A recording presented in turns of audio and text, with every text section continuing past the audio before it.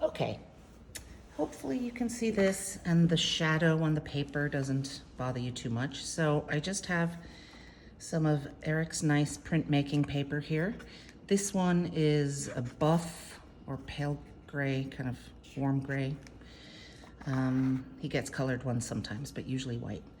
So I have my watercolors here. And what I'm gonna do is just paint a heart with various shades of dark blue. And this is my secret, a pipette. I got this one at Daiso. I got a packet of them for $1.50, but they're only $1 or so in art stores. Because a lot of watercolor artists rely on their brush to convey water. And I like to do it with a special little tool.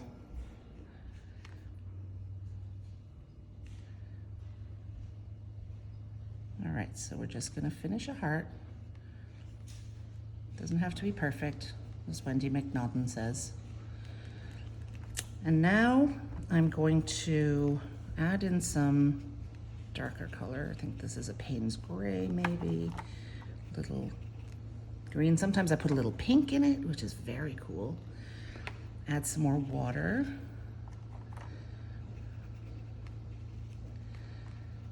Oh, look at that. I messed up. I got a drop of water outside the outline.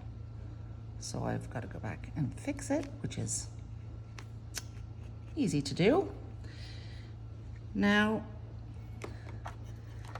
what I'm gonna do is just do a little swirly. I have enough water on this that it's going to swirl around and mix the colors. And sometimes I even will blow on a corner and the water goes psh, and that looks really cool too. So there's my watercolor heart.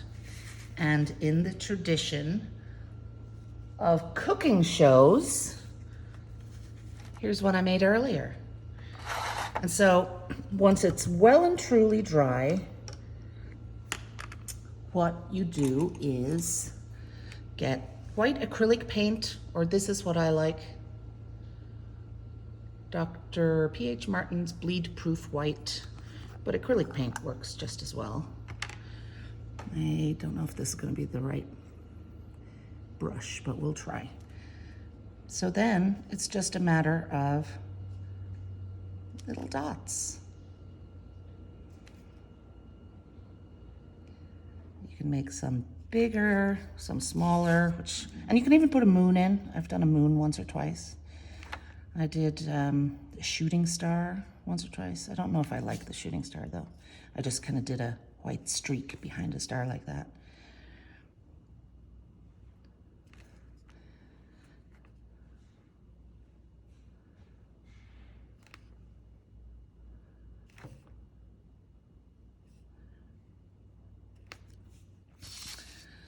So I will usually spend a few minutes just putting in little dots of white to make my celestial background.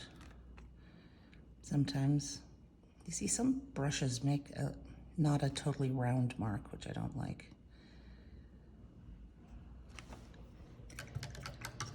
I'm gonna get another brush. Maybe this one, we'll see.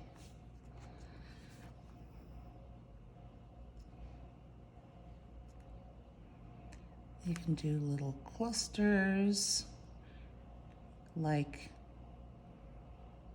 the constellation, the Pleiades, which has 7 stars in a tiny little cluster. And if it's really clear, you can see almost all of them individually.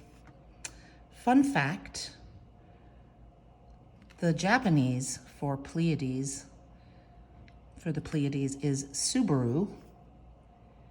And if you look at Subaru's logo, it is a cluster of 7 stars. All right, I would usually put a bunch more, but you get the idea. There we have little heart that encompasses the universe, the sky, and everything.